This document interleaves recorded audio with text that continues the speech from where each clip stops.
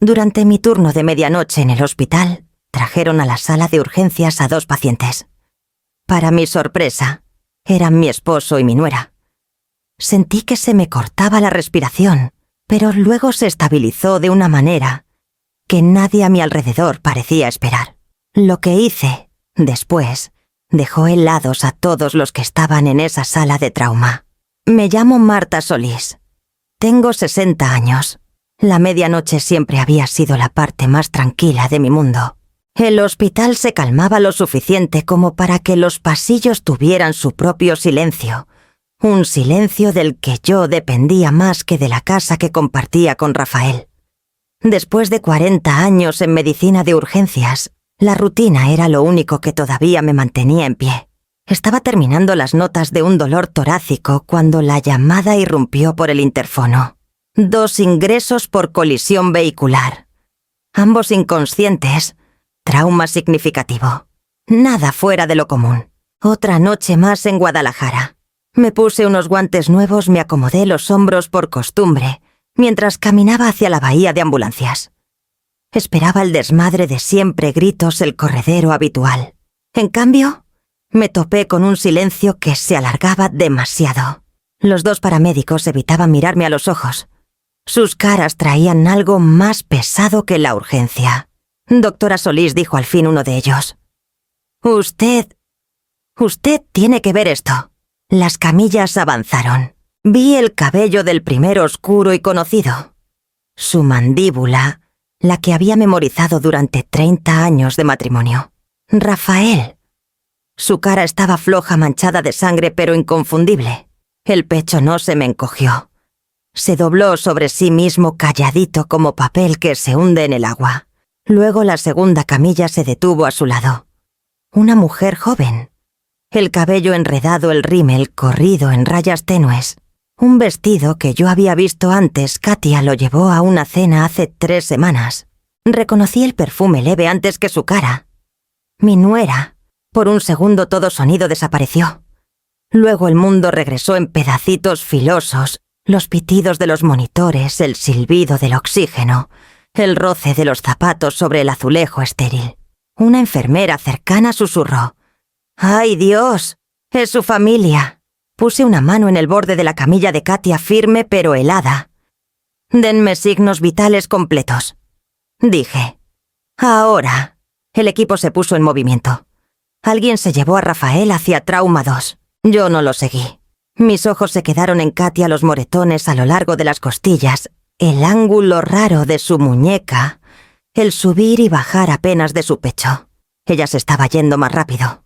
Y por razones que aún no entendía, el silencio en mi pecho se volvió más filoso. Sentí que los bordes de la claridad se formaban como justo antes de una cirugía difícil, firme, precisa, absoluta. «Preparen quirófano», dije. «Yo la llevo». Algunas cabezas se voltearon hacia mí incrédulas. Alguien murmuró que debería atender primero a mi esposo. Pero yo ya me había dado la vuelta, el pulso firme, la voz anclada en algo más frío que el dolor. Katia necesitaba intervención inmediata. Rafael no. Esa era la verdad. Y esa noche yo no iba a darle la espalda a la verdad.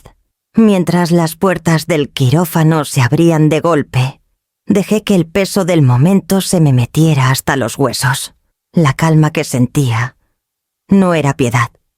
Era un límite que se endurecía después de años de desgaste. Delante de mí la noche se abría de par en par, esperando romperse. El pasillo afuera de la sala de trauma se sentía demasiado angosto, lleno de voces que iban más rápido que mi corazón. Las enfermeras ya rodeaban a Rafael y a Katia, gritando signos vitales, metiendo vías en piel morada, preparando las 2 camillas para intervención inmediata. «Doctora Solís, ¿quiere trauma? 2 o trauma?» «¿1?» preguntó una enfermera sin aliento. Sus ojos saltaban entre mi esposo y mi nuera, buscando en mi cara alguna pista de lo que iba a hacer. Me acerché más a Katia. Su respiración era corta y regular. Su abdomen estaba duro bajo las manos de las enfermeras. «La presión está cayendo», gritó alguien. «Sospecha de hemorragia interna», agregó otro. Rafael, en cambio, gemía confundido, pero estable. Su monitor contaba una historia mucho más tranquila. Un residente se me acercó bajito. «Doctora Solís, podemos llevarnos a Katia si usted prefiere atender a su...». «Yo la llevo», lo corté. Las palabras del residente se le murieron en la garganta. Varias enfermeras se miraron. Una de ellas, Jessica, intentó hablarme suave, como se le habla a los familiares, no a los médicos. «Marta, es tu nuera. No tienes que dije que yo la llevo». Repetí. Mi voz estaba firme. Demasiado firme. Rafael me oyó. Abrió apenas los ojos mientras lo rodaban hacia Trauma 2. «Marta, ¿qué pasó? ¿Por qué tú no?» Jessica se inclinó hacia él. «Señor, usted está estable. Lo estamos cuidando bien». «Pero ella...» Levantó débil la mano hacia mí. «Yo no caminé hacia él. Yo no lo toqué. Solo le hice una seña al residente que empujaba su camilla. Manténme al tanto de su estado. Llámenle a neuro si la tomografía muestra algo raro». El residente asintió todavía en shock. Luego me concentré en Katia. Sus labios estaban pálidos, temblaban, un susurro apenas se le escapaba, mientras la sedación hacía efecto. «Rafael, no te vayas». Se me apretó la quijada. Sentí que algo se rompía dentro de mí, un chasquido callado de claridad. «Muévanla», dije empujando su camilla hacia las puertas del quirófano. En la sala de preparación, el anestesiólogo me salió al encuentro. «Está perdiendo sangre rapidísimo. Estamos empujando líquidos, pero necesita cirugía ya. Pongan la vía central». Contesté. «Tipo y cruzada para 4 unidades». Mientras el equipo acomodaba a Katia, entró Jessica intentando de nuevo. «Marta, si quieres que yo te apoye en su lugar». «No», dije. «Yo me quedo. Es familia», susurró Jessica. Y él también le respondí. Eso la cayó. La verdad quedó flotando entre nosotras como un tercer cuerpo. Nadie en el quirófano se atrevió a decirlo en voz alta. Estaba eligiendo a la mujer que habían encontrado junto a mi esposo en el accidente. Y lo estaba haciendo sin titubear. Las luces quirúrgicas se calentaron arriba. El anestesiólogo dio el visto bueno. «Listos». Tomé el bisturí. Mis manos nunca habían temblado en un quirófano, ni siquiera en las peores noches de mi vida. Esta noche no era diferente. «Incisión», dije. El primer corte se abrió bajo mis dedos, limpio y preciso. Mientras el equipo trabajaba a mi alrededor, sentí que la sala cambiaba. No solo en el ritmo de la cirugía, sino en el entendimiento callado que se posaba sobre cada persona presente. Estaba salvando a Katia. Y por primera vez en mucho tiempo no estaba actuando solo como doctora. Estaba eligiendo campo de batalla. Katia llegó a nuestra casa hace 2 años con 2 maletas y una sonrisa que se esforzaba demasiado por parecer segura. Isaac acababa de aceptar un puesto muy pesado en Monterrey, de esos que te exigen horarios eternos y guardias todo el tiempo. Mamá me dijo por teléfono, es temporal. Tal vez 6 meses. Katia solo necesita estabilidad mientras resolvemos lo de la relación a distancia. Acepté. Se sintió natural, incluso reconfortante, ofrecerle un lugar. Rafael asintió fácil a mi lado. «Claro», dijo. «Es de la familia». La primera mañana que vivió con nosotros se sentó en la mesa de la cocina revolviendo su café, como si no estuviera segura de tener permiso para tomarlo. «Gracias otra vez», Marta dijo bajito. «Odio sentirme carga». «No eres carga», le dije. Y lo decía en serio. En ese entonces la casa se sentía más llena de buena manera. Katia bajaba las escaleras tarareando. Probaba recetas nuevas. Le pedía a Rafael ayuda con reparaciones de la casa. Una tarde llegué temprano y los encontré en el garage. Rafael le enseñaba a cambiar una calavera trasera. «Tienes que girarla suave», le decía guiándole las manos. Ella se reía. «Te juro que tienes más paciencia que Isaac». Él sonrió demasiado rápido. Lo noté, pero lo dejé pasar. Después Isaac llamó desde Monterrey, agotado. «¿Está bien ahí?», preguntó. «Está bien», le dije. «Nos estamos ayudando mutuamente». Pero había cositas sutiles que solas se olvidan. Katia se quedaba despierta platicando con Rafael de sus clases, conversaciones que se callaban cuando yo entraba. Rafael empezó a traer pastelitos, porque Katia dijo que se le antojaban. Una noche en la cena, Katia le agradeció a Rafael sus consejos para un proyecto de negocio. «Me explica de una manera que sí entiendo», dijo alegre. Rafael sonrió grande. «Con gusto ayudo». En la superficie era inofensivo, pero yo sentía que algo se movía cada vez que sus palabras se acomodaban demasiado cómodas. Aún así me repetía que no era nada. Isaac venía cada varios meses, y la distancia entre él y Katia se hacía más grande sin hacer ruido. Ella se esforzaba por mantenerse ocupada, muchas veces esperando a que Rafael llegara para platicar las cosas. Una vez la escuché de noche diciendo: «Tú me haces sentir con los pies en la tierra». La respuesta de Rafael fue tan baja que no la alcancé. Recuerdo que me detuve afuera de su puerta, una duda apretándome las costillas. Pero seguí caminando convenciéndome de que estaba cansada, que veía fantasmas donde no los había. Yo había abierto mi casa para ayudar a mi hijo y a su esposa. Creía que estaba haciendo lo correcto. Lo que no vi, lo que me negué a ver, fue lo fácil que entra el peligro cuando se disfraza de gratitud, cuando suena a carcajadas, cuando se mete en los huecos entre las personas en las que más confías. Mirando atrás, las señales eran delgadas como hilos de telaraña, demasiado frágiles para sostenerlas, demasiado fáciles de ignorar. Pero cada una dejó una rayita en mi memoria, una grieta que ahora empieza a brillar bajo la presión. Empezó con las risas. Una noche llegué temprano del hospital. Las luces del living estaban bajas y escuché las risas de dos personas, Rafael y Katia. No risas normales, sino de esas que salen de secretos compartidos. Cuando entré, los dos se enderezaron. Rafael carraspeó: «Estábamos viendo ese programa de cocina que tanto odias». Katia sonrió muy rápido. «Rafael hace unas imitaciones horribles del juez». «Ya veo», dije, aunque no veía nada. Sus risas se apagaron rápido, como si alguien hubiera cerrado la llave. Semanas después encontré un aretito plateado en el asiento del copiloto del coche de Rafael. Él nunca usaba joyería, y yo no me ponía aretes desde hacía años. «Parece tuyo», dijo casual cuando se lo enseñé. No contesté. «Yo no tengo nada así».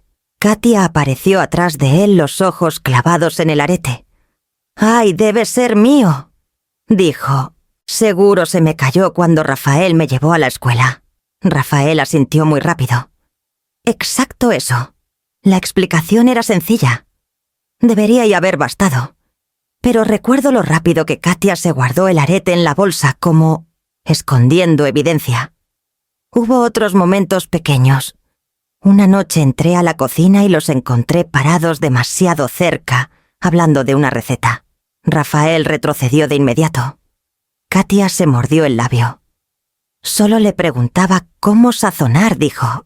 Rafael agregó: «Siempre quema el ajo». Sus tonos se mezclaban con una facilidad ya practicada. Otra vez, Katia bajó con una sudadera vieja de Rafael. «¡Ay! Esta Rafael dijo que me la prestaba». Tenía frío. Se jaló las mangas como niña presumiendo pijama. Rafael estaba atrás sonriendo como si verla con su ropa fuera lo más normal del mundo. Se formaron chistes internos entre ellos.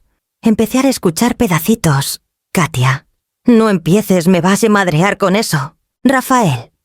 «Pues un poquito, nada más». Y risas compartidas. Cuando yo entraba, el tono se aligeraba, pero se tensaba como puerta que se cierra antes de que yo pase. Una tarde la escuché a Katia por teléfono. «No, Isaac». Rafael me ayudó a resolverlo. «La verdad explica súper bien. Mejor que...». Se detuvo al verme. «Te hablo luego», susurró y colgó.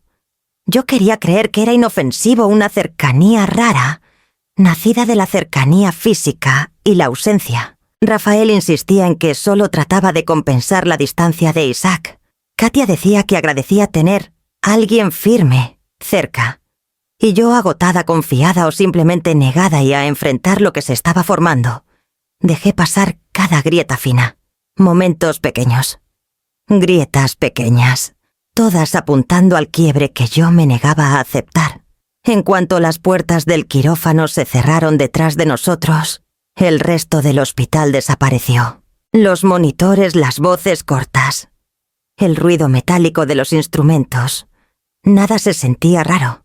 Lo raro era el peso en mi pecho, una opresión que no cargaba ya una cirugía desde hacía décadas. Katia estaba en la mesa pálida bajo los campos quirúrgicos. Su respiración era superficial bajo el ventilador. El anestesiólogo ajustó la sedación y me hizo seña para empezar. «La presión está cayendo otra vez», advirtió. «Pierde más de lo que calculamos». Asentí una vez. Bisturí. Jessica me lo puso en la mano. Sus ojos se quedaron en mí más de lo necesario, como buscando algo humano detrás de mi cara firme. La primera incisión salió limpia. La sangre brotó oscura y constante.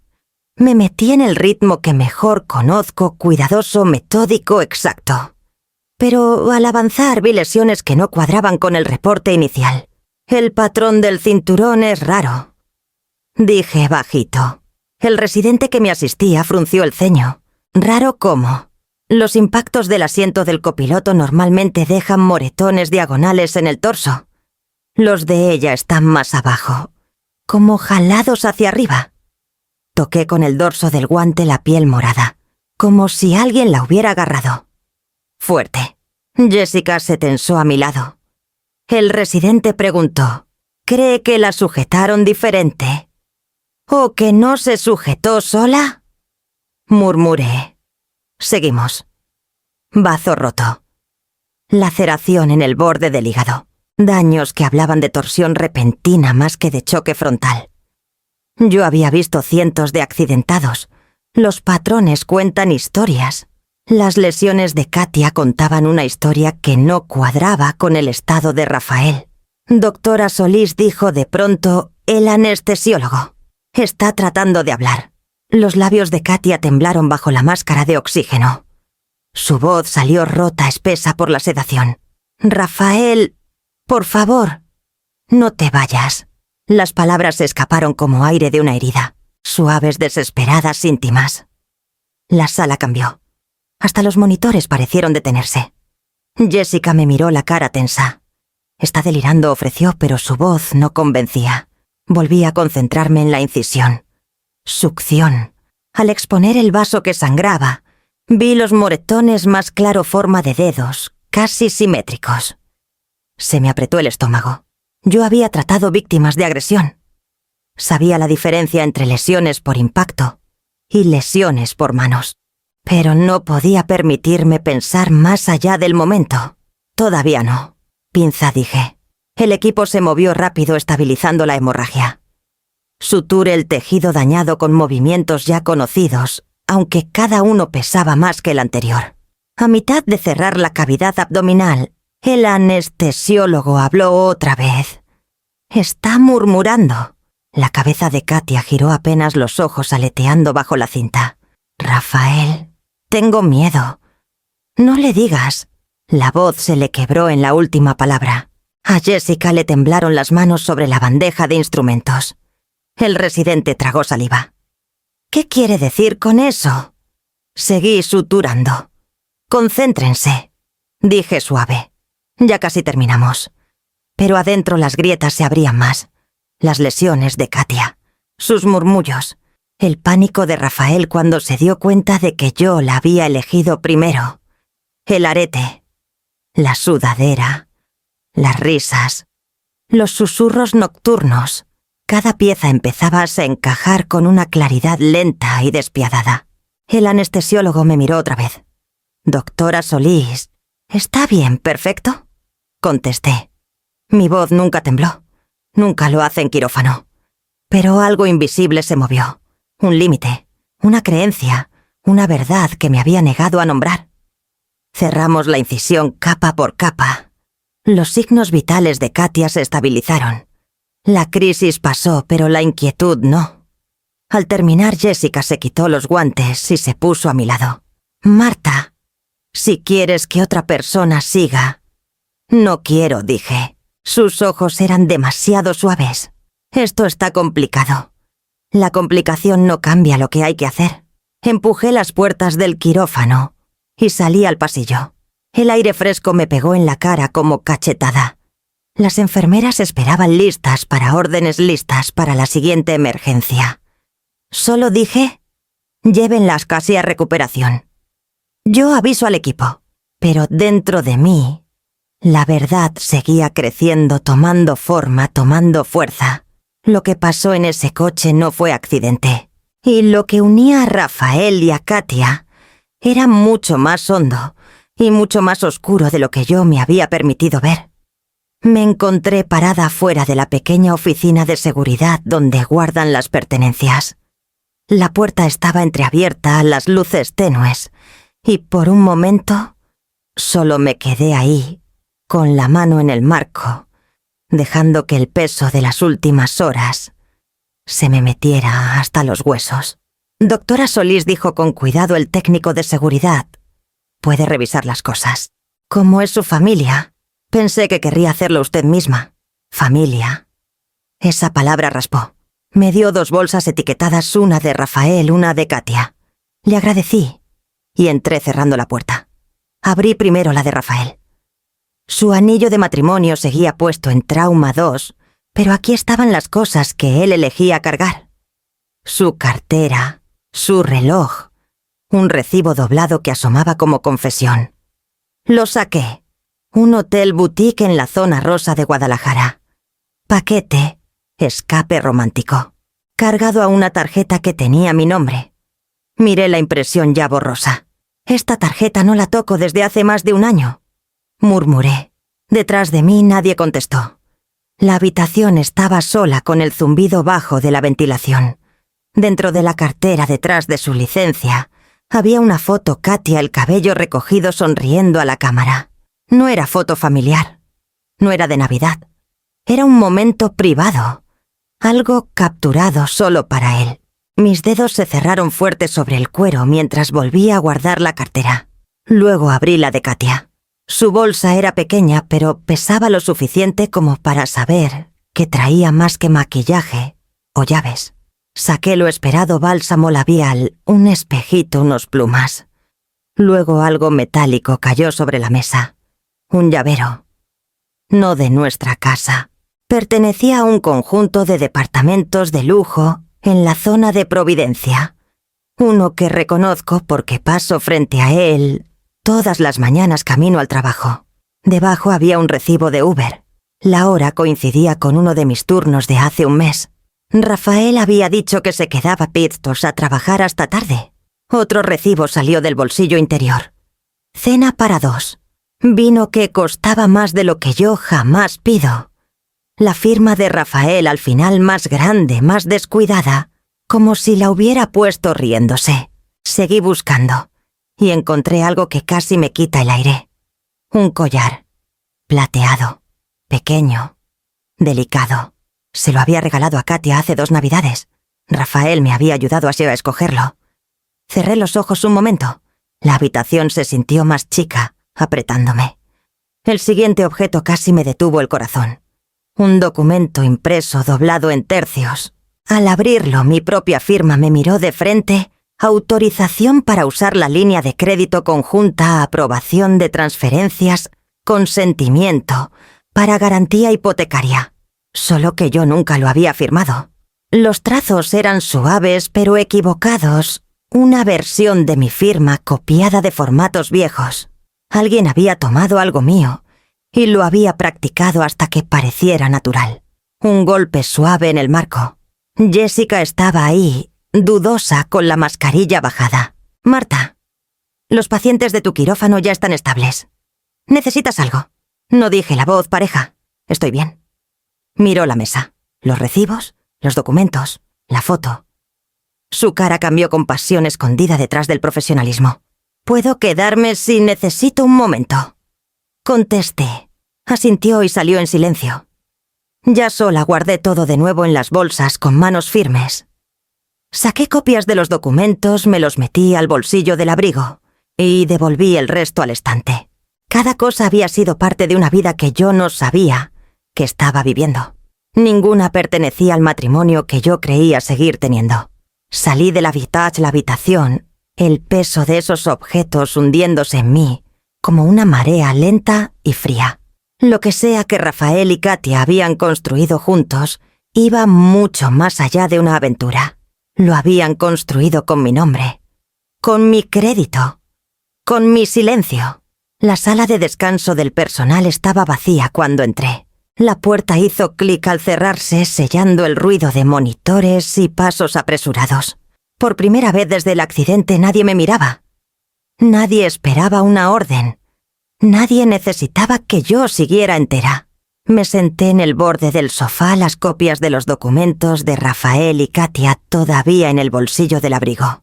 Mis manos descansaban en mi regazo, tranquilas por fuera, pero el pulso me retumbaba tan fuerte que lo sentía en la quijada. Susurré al silencio.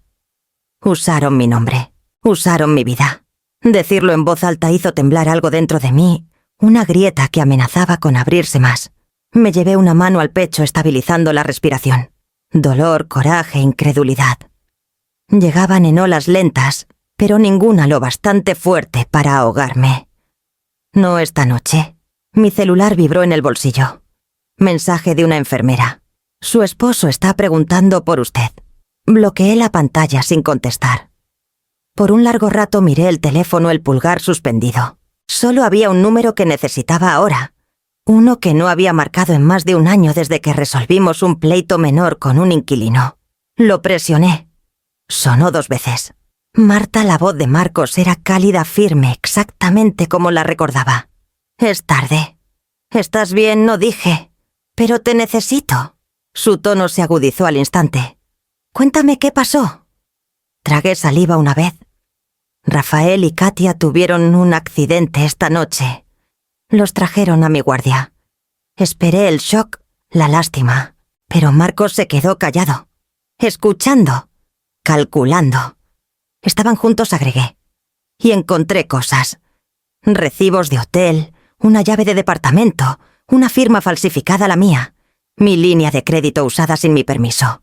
Marcos soltó el aire despacio, no sorprendido, preocupado. «¿Tienes copias?», preguntó. «Sí». «Bien, guárdalas. Quiero ver todo. Todas las cuentas, todas las transferencias recientes». «Puede haber más», dije. «No sé hasta dónde llega esto. Yo lo voy a averiguar», prometió Marcos. «Pero, Marta, esto se puede poner feo.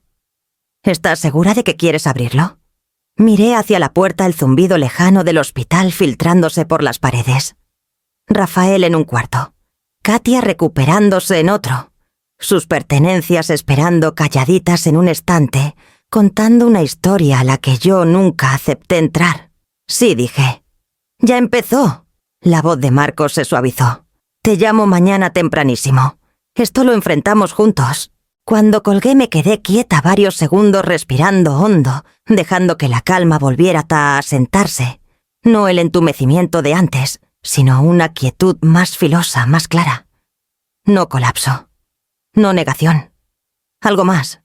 El comienzo de una tormenta que crecía dentro de mí, firme y deliberada, y ya me harté de fingir que no la sentía. Katia despertó primero. 1 hora antes había revisado su expediente, los signos vitales ya estables. La sala de recuperación estaba en penumbra cuando entré, las máquinas zumbando constantes junto a su cama.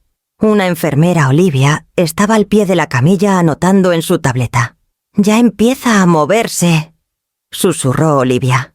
Los párpados de Katia aletearon y se abrieron del todo. Al principio sus pupilas vagaban por el techo hasta que por fin se posaron en mí. Marta, su voz era chiquita, ronca. «¿Dónde está Rafael?» No preguntó qué pasó. No preguntó si estábase a salvo. Ni una sola pregunta sobre sus propias heridas. Solo su nombre.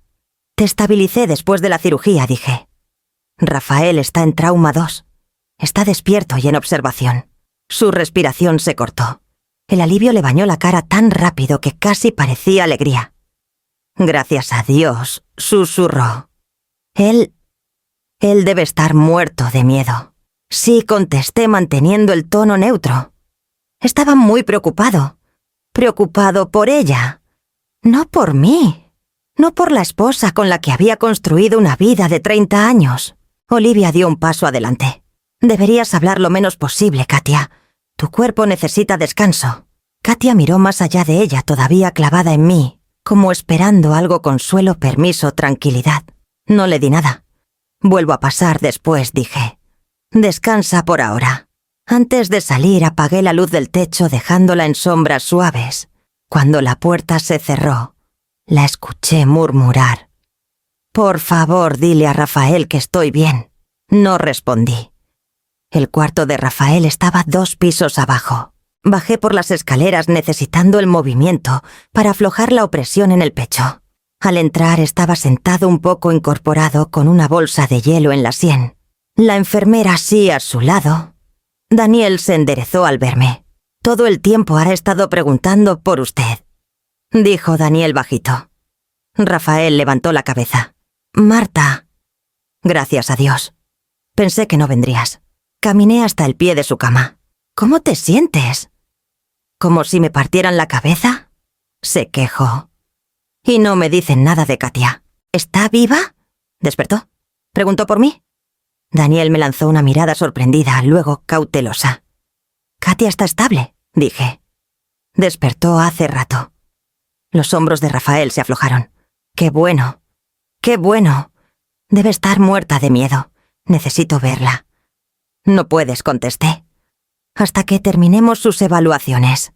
Se veía frustrado, casi enojado. «¿Por qué Ella me necesita?» Lo miré fijo, dejando que el silencio hiciera su trabajo. Los dos llegaron inconscientes. Dije tranquila. «Ella necesitó cirugía de emergencia». «Tú no». Parpadeó. «¿Tú la operaste?» «Sí». ¿Por qué a ella primero su tono traía algo filoso, acusación o incredulidad? No sé. «Porque se estaba muriendo». Dije, «el triage médico no es opcional». Rafael soltó el aire frotándose la cara con la mano sana. «Solo pensé que vendrías conmigo. Después de todo. Todo». Una palabra que de pronto sonaba ajena. Me acerqué un poco más. «Rafael, ¿qué hacían en esa carretera a medianoche?» Se congeló. La pausa fue demasiado larga, demasiado medida. «Veníamos...» «De regreso», dijo al fin. Me habló. Necesitaba que la llevara. La estaba ayudando. Eso no es lo que sugieren sus lesiones. Sus ojos subieron de golpe, culpa, sorpresa, miedo, todo peleando por espacio. «¿A qué te refieres?» «A nada que tengamos que discutir ahora», contesté. Daniel carraspeó bajito. «Doctora Solís, deberíamos seguir con sus chequeos neurológicos pronto». Asentí y retrocedí. «Vuelvo después». Antes de llegar a la puerta, Rafael gritó: «Por favor, dile a Katia que estoy bien. Se vaya a asustar si no sabe de mí». Me detuve con la mano en la manija. «La informaré de tu estado», dije. Pero no me di la vuelta. Al salir al pasillo, Daniel se me acercó suave. «Doctora Solís, si necesita que asignemos a alguien más para estos 2 casos, lo arreglo». No dije. «Yo los llevo». Dudo. «Hay mucho sentimiento aquí». Sí, contesté. Sentimiento y verdad subiendo como moretón bajo la piel. Uno de los dos iba a resbalar, tarde o temprano. Y yo estaba lista. Marcos me llamó apenas amaneció, la voz baja y tensa, el tono que solo usa cuando las malas noticias ya pesan en su escritorio. «Revisé todo lo que me mandaste anoche», dijo. También jalé el historial de la cuenta conjunta y pedí estados archivados. Cerré la puerta de mi consultorio recargándome en ella. «Y la firma falsificada es solo la punta del iceberg». Mi mano apretó más el celular. «Dime qué encontraste, Marta». «Hay transferencias ligadas a tu nombre desde hace casi 18 meses. Autorizaciones múltiples para ampliar línea de crédito. Retiros constantes en cantidades chicas, menos de 50.000 pesos cada uno seguro, para no saltar revisión automática». Tragué saliva. «¿Quién los firmó? Alguien que fingía ser tú». «La letra es casi copia, pero La presión y la inclinación están mal. Parece imitación practicada. El aire se me hizo delgado. Rafael, hay más. Siguió Marcos. Una cuenta de negocio abierta a nombre de él, con Katia, como firmante secundaria. Se alimenta principalmente de esos retiros. ¿Cuenta de negocio? Mi voz se tensó. ¿Para qué? Un supuesto taller de arte para Katia, dijo. Presupuesto proyectado de 250.000 pesos. Y pusieron tu casa como garantía para un posible préstamo. Las rodillas se me aflojaron y me senté despacio, en la orilla de la silla. ¿Usando mi casa? Sí. Sin que tú supieras. Guardé silencio tanto que Marcos habló otra vez, más suave. Marta, esto no fue descuido. Esto es deliberado.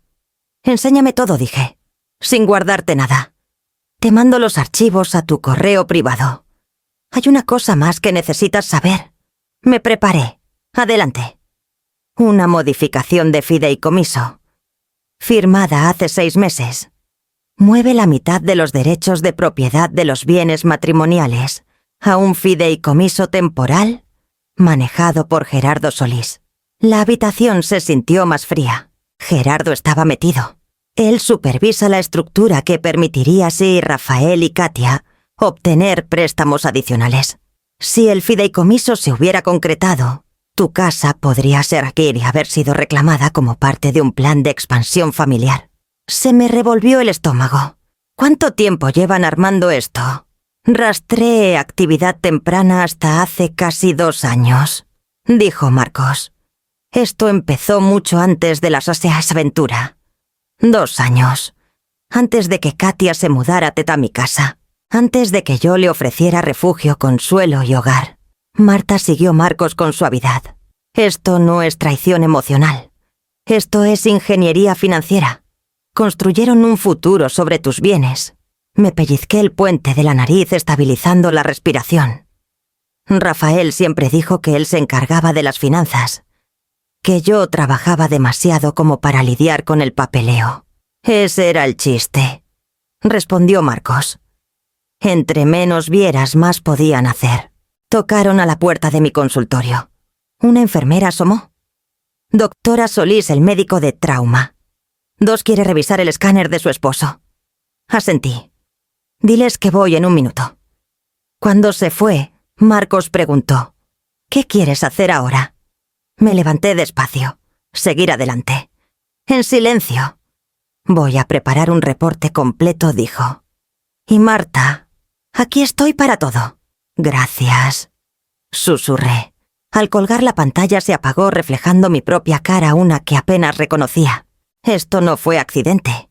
Ni un momento de debilidad. Ni siquiera solo una aventura. Habían estado preparando una vida sin mí. Una vida construida con todo lo que yo había trabajado 60 años para tener.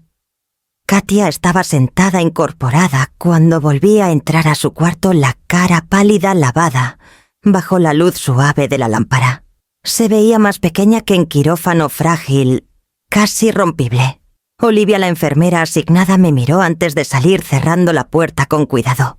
Los ojos de Katia se encontraron con los míos. Marta, lo siento. No sé qué te han dicho. Tú todavía no me has dicho nada. Contesté. Tragó saliva retorciendo la orilla de la sábana con los dedos. Rafael, no debería haber manejado. Yo no quería llamarlo, pero tú lo hiciste, la corté. Lo llamaste de noche. Él vino. Estaban juntos. Empieza por la verdad. Su boca tembló. No se suponía que terminara así.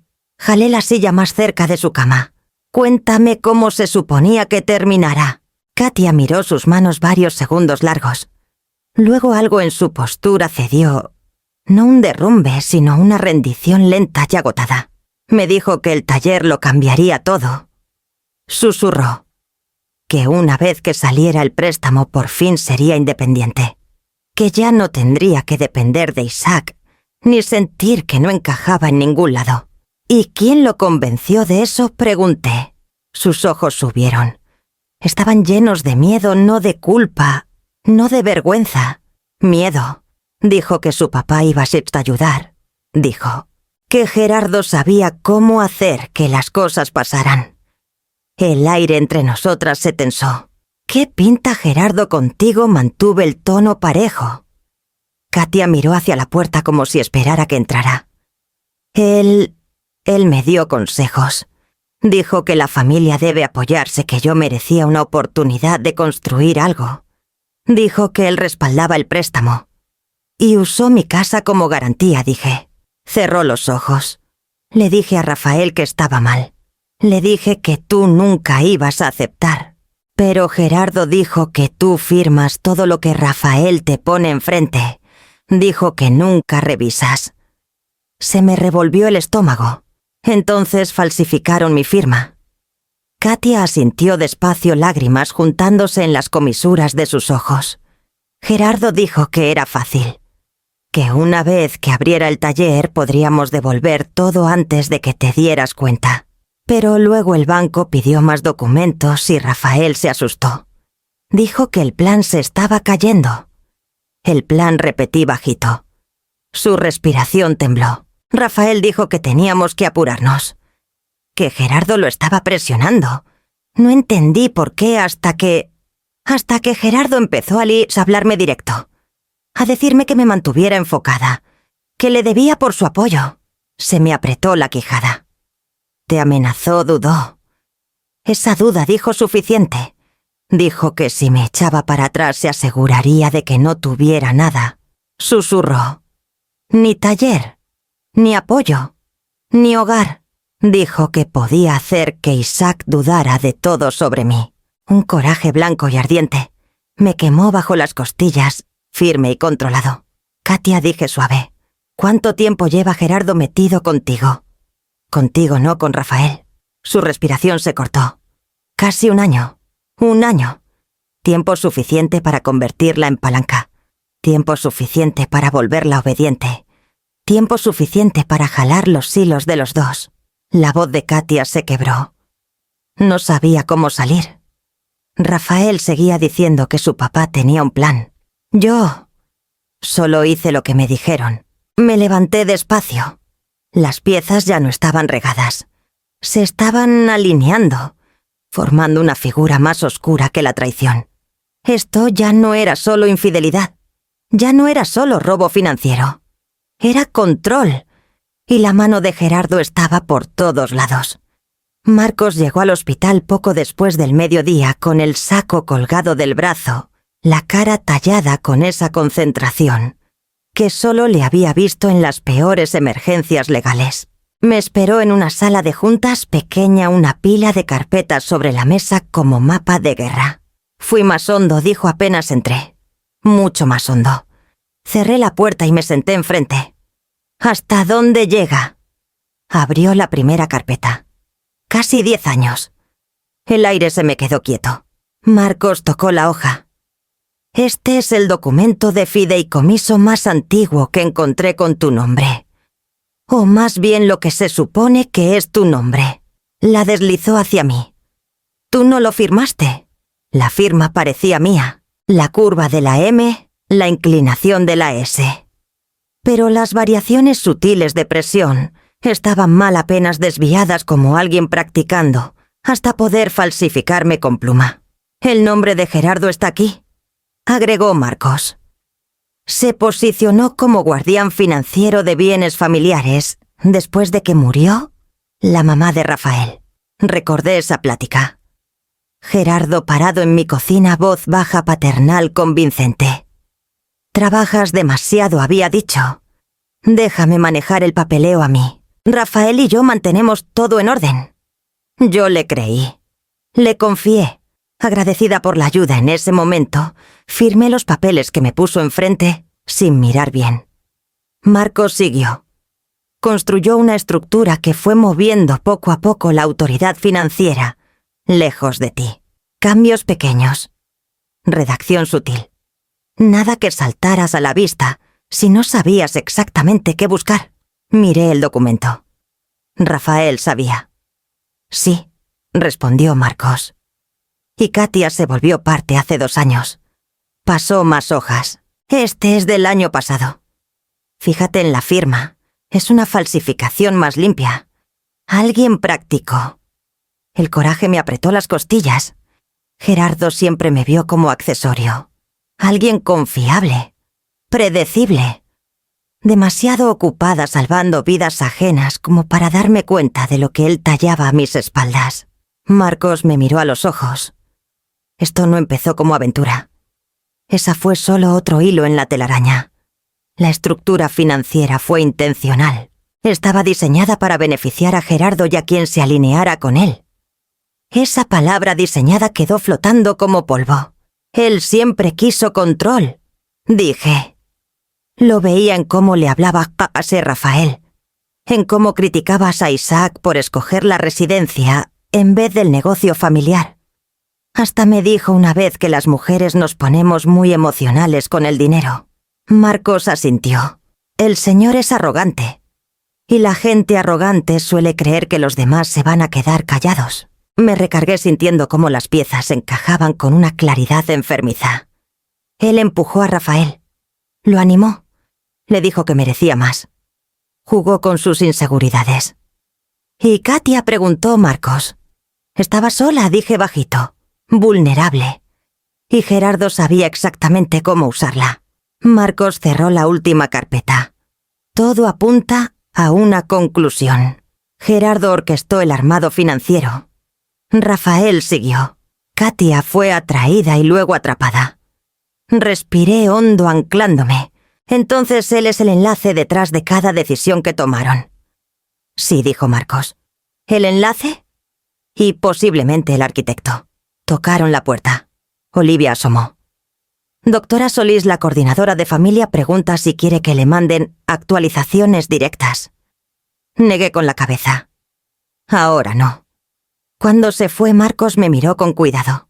¿Qué quieres hacer ahora? No necesité pensarlo mucho. Seguimos los documentos, dije, hasta llegar a Gerardo. Marcos asintió firme una sola vez. Entonces eso es exactamente lo que vamos a hacer.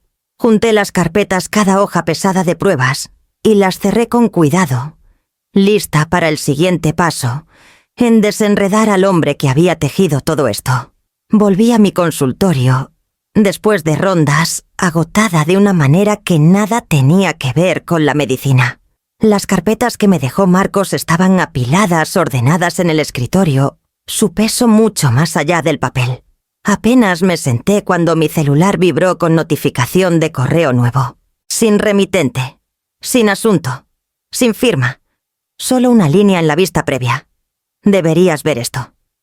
Un escalofrío frío me recorrió. Lo abrí. Adentro había un enlace y un mensaje corto. Mereces saber todo.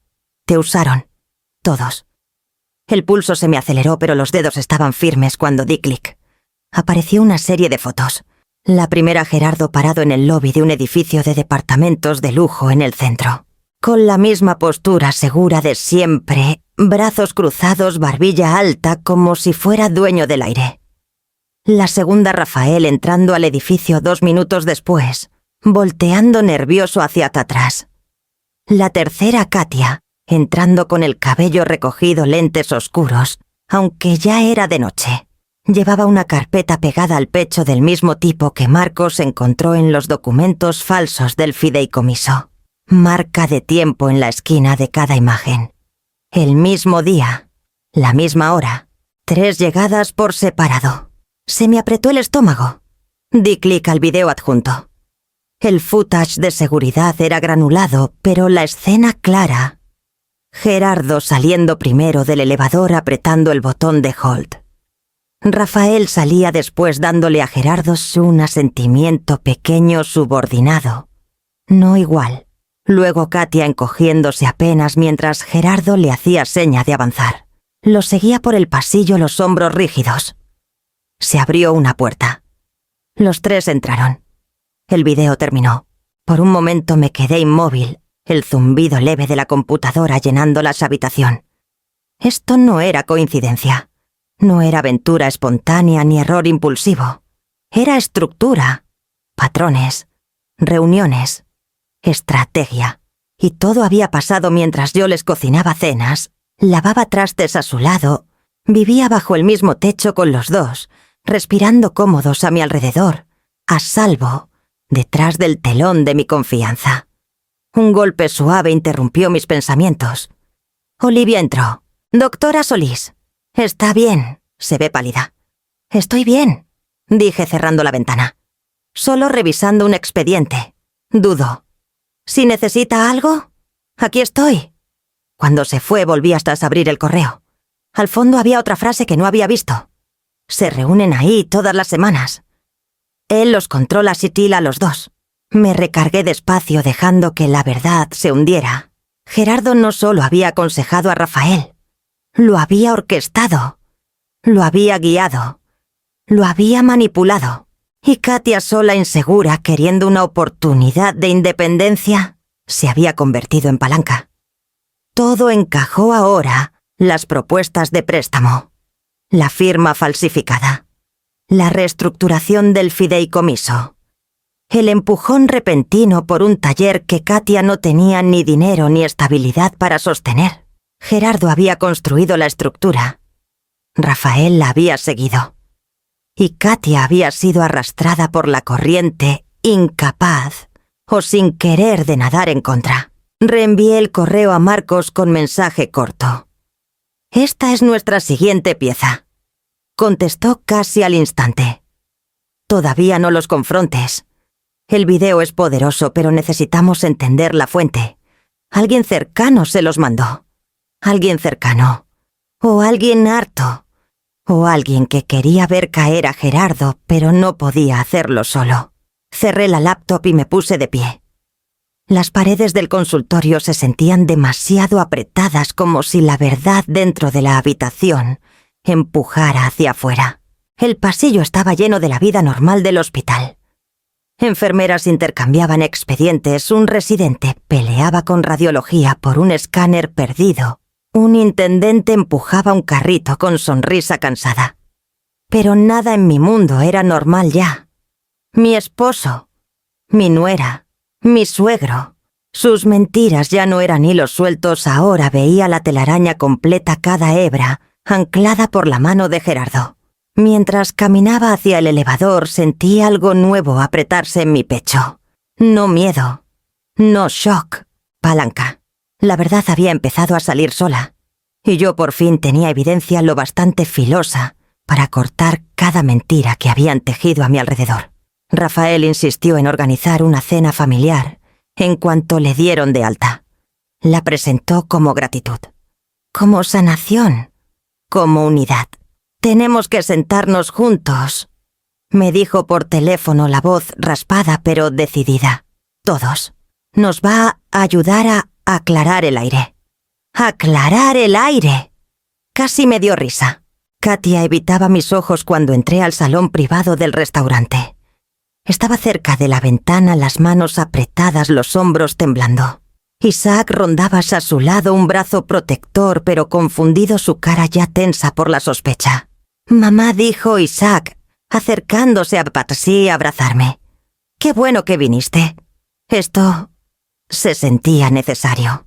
«Sí lo es», contesté manteniendo el tono neutro.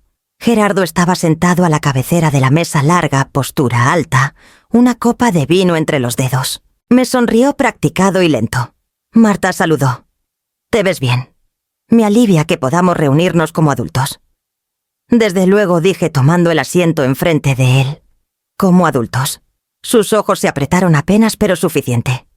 Rafael tomó la silla a su lado haciendo mueca al sentarse. «No hagamos la noche pesada», dijo. «Ha pasado mucho. Necesitamos avanzar». «¿Avanzar?», repetí suave. «Claro». La respiración de Katia se cortó audiblemente. Isaac lo notó al instante.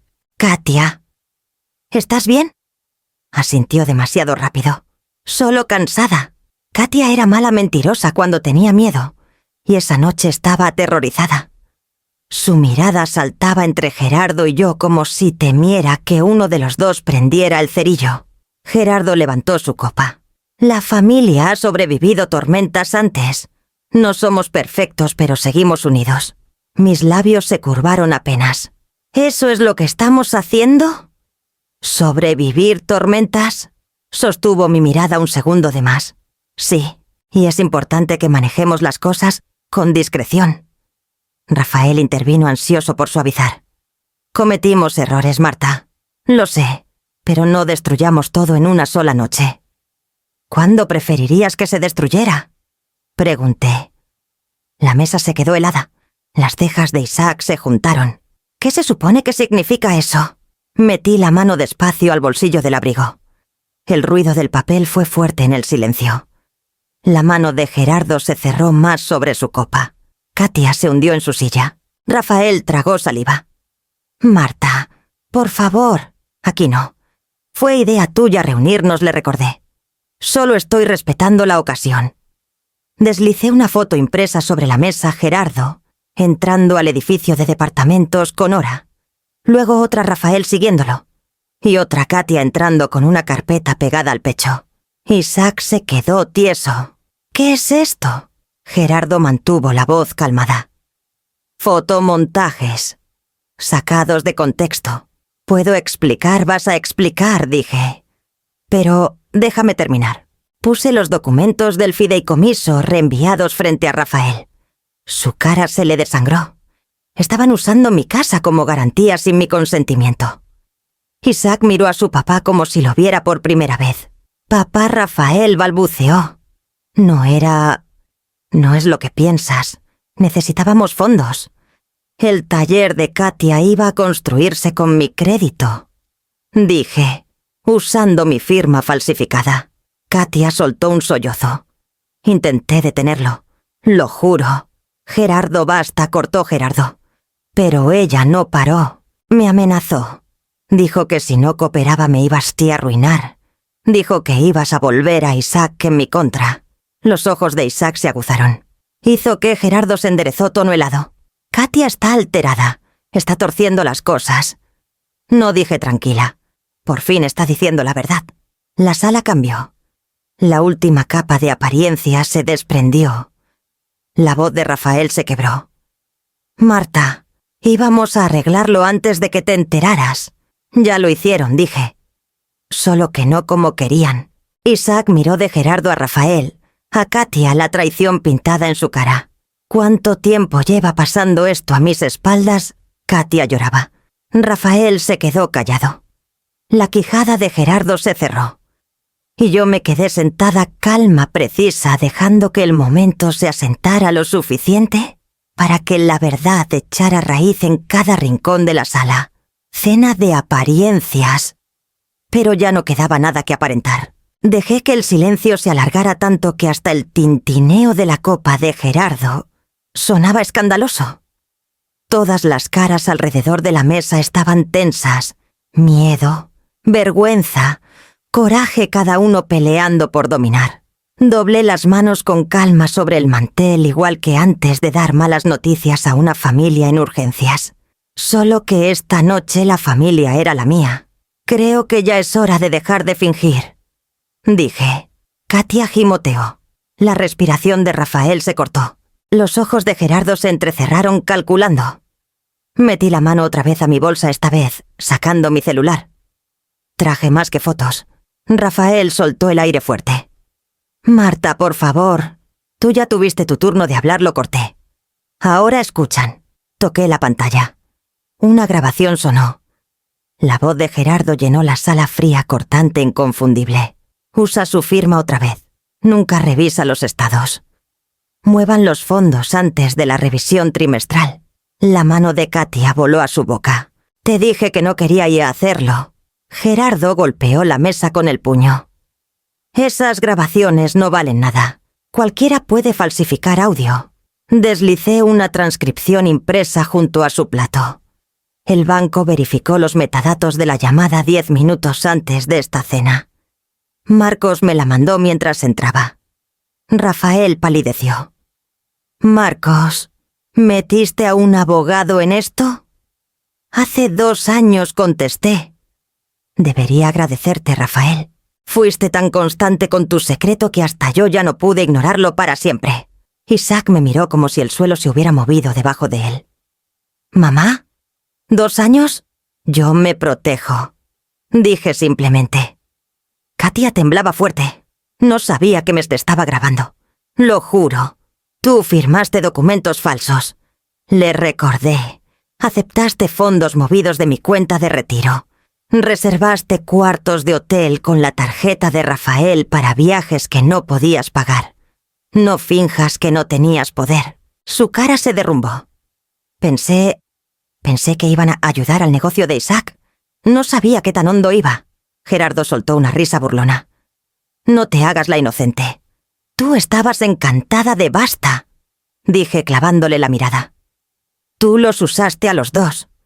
Usaste su miedo a decepcionarte, su deseo de pertenecer, su desesperación por tu aprobación. Gerardo se recargó, quijada apretada. ¿Crees que este numerito te vaya a librar, Marta? Yo tengo influencia. Amigos en consejos, jueces con los que juego golf. Y yo tengo evidencia. Contesté. Suficiente para presentarla al Ministerio Público. Suficiente para abrir investigación por desvío de recursos, coacción, abuso financiero y falsificación de firma. Suficiente para hundirte. La voz de Isaac se quebró. Papá, lo dejaste arrastrarte a esto. A robarle a mi madre. Rafael se tapó la cara con las dos manos. No pensé que llegaría tan lejos. Llegó, dije. Y tú lo empujaste. Rafael me miró, lágrimas llenando sus ojos. Marta, te amo. Nunca dejé de amarte. Solo amabas más el poder, terminé por él. Sus hombros se hundieron. La voz de Katia subió de pronto, temblorosa y desesperada. Por favor, Marta, voy a declarar. Voy a contar todo. Solo no dejes que él me destruya. Gerardo gruñó ingrata. Pero Isaac golpeó la mesa con la mano. ¡Cállate!, le gritó a Gerardo. Has manipulado a cada persona de esta familia por décadas. Rafael intentó otra vez. Podemos arreglar esto. Ya no existe nosotros, dije. Me levanté de la silla. El mantel bajo mis palmas se sentía firme, sólido, exactamente lo contrario del suelo bajo nosotros. Mandé todo a las autoridades antes de llegar, dije. Lo que pase ahora ya no está en mis manos. Gerardo se levantó de golpe, pero su bravucón se resquebrajó. ¿Te vas a arrepentir de esto? Ya me arrepentí de darte años de silencio, contesté. Esto es solo la corrección. Las sillas raspaban. Las voces se quebraban. El cuadro familiar se rompió en pedazos crudos y caóticos, y yo salí sin voltear, dejando que la verdad quemara por mí. 3 días después de aquella cena que terminó de romperlo todo, Marcos me esperaba en las escaleras del Palacio de Justicia. El sol pegaba fuerte, pero él parecía no notarlo. Traía una carpeta delgada bajo el brazo y ojeras que parecían tatuadas.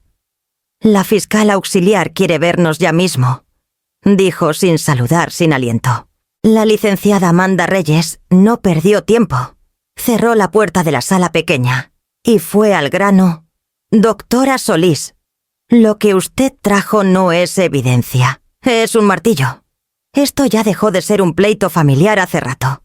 Es fraude organizado, coacción financiera y conspiración. Gerardo es el objetivo principal. Rafael está hasta el cuello. Katia, necesitamos que hable cuanto antes. ¿Hablará?, contesté. Por miedo sí, pero hablará clarito. Una semana después, mientras calentaba una sopa insípida en la sala de descanso del hospital, sonó el celular. Era Marcos. Se lo llevaron, dijo sin preámbulos. A Gerardo. Lo detuvieron en su oficina esta mañana esposado frente a todos sus empleados. Fraude electrónico, falsificación de firma y conspiración. Rafael ya tiene citatorio como imputado. Katia entró con su abogado hace 1 hora y entregó absolutamente todo: contraseñas, capturas de pantalla, mensajes, donde Gerardo la amenazaba con dejarla en la calle y con contarle a Isaac cosas de su pasado que nadie sabía. Se quebró en 10 minutos. Lloraba tanto que tuvieron que darle agua. Colgué y por primera vez en años sentí que respiraba sin que algo me apretara el pecho. Esa misma tarde, sin avisar, Isaac tocó a la puerta de mi departamento. Venía con los hombros hundidos, los ojos rojos de tanto llorar o de no dormir, ya no sé. Papá dice que tú estás destruyendo la familia. Soltó apenas entró. Que lo tendiste con tu abogado, que todo esto es venganza tuya. Me quedé callada mirándolo. Él respiró hondo y siguió. ¿Y tú qué le dijiste? Pregunté al fin. Que ya me harté de protegerlo de sí mismo. Que voy a cooperar contigo y con la fiscalía hasta el final.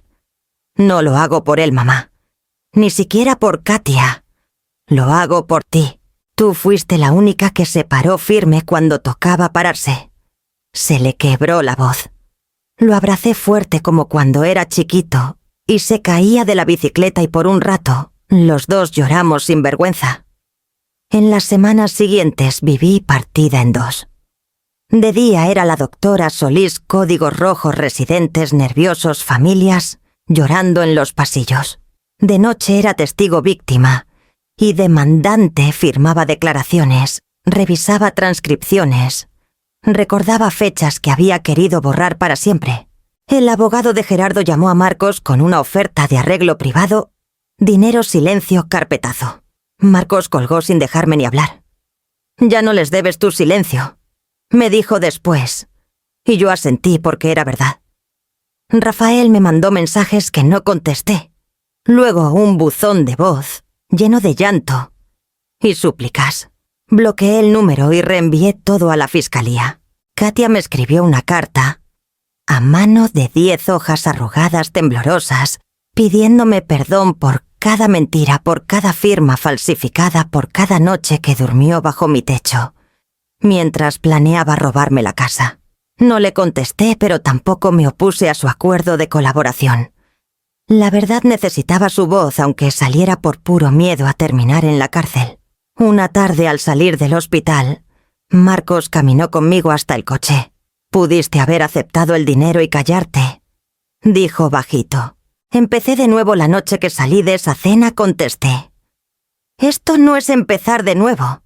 Esto es dejar de cargar lo que nunca fue mío». Él asintió lento.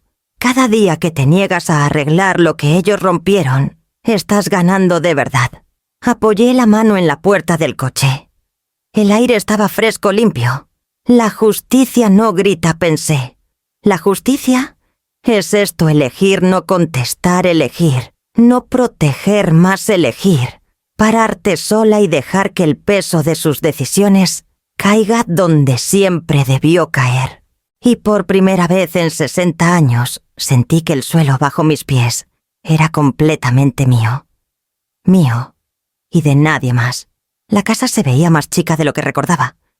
Tal vez siempre lo había sido y yo la había llenado con demasiados años de obligación, silencio y concesiones. Isaac caminaba a mi lado por el vestíbulo, pasos lentos, los ojos recorriendo las paredes como si las viera por primera vez. «Se siente distinta», dijo bajito. «Vacía. Estaba vacía mucho antes de hoy», contesté. Asintió absorbiendo eso. La agente inmobiliaria nos recibió en la cocina desplegando documentos sobre la barra. «Una vez que firmen la oferta, es definitiva. Quieren mudarse en menos de un mes». «Perfecto», dije. «Quiero que se acabe». Isaac me miró con cuidado. «¿Estás segura? Fue tu casa más de 20 años. No corregí suave. Fue el lugar que yo pagué. Nunca fue realmente mío». Bajó la mirada a la barra de granito, la que Rafael me convenció de poner, prometiendo que subiría el valor. Esa frase se había vuelto su evangelio. Ahora sonaba su advertencia escrita en piedra. Firmé la primera hoja, luego la siguiente. La pluma se deslizó fácil, ya sin titubeos en mi mano. Isaac dudó. «Mamá, venderla se siente como rendirse». Puse la pluma. Mantenerla habría sido rendirme. «Yo estoy eligiendo la paz». Cerró los ojos un segundo. «Ojalá hubiera sabido antes. Ojalá lo hubiera visto». «Lo ves ahora», dije. «Con eso basta». Caminamos una última vez por la sala. La luz del sol pegaba en los pisos en franjas largas, atrapando el polvo de un espacio por fin sin secretos. El perchero de Rafael ya no estaba. Los zapatos de Katia ya no estaban.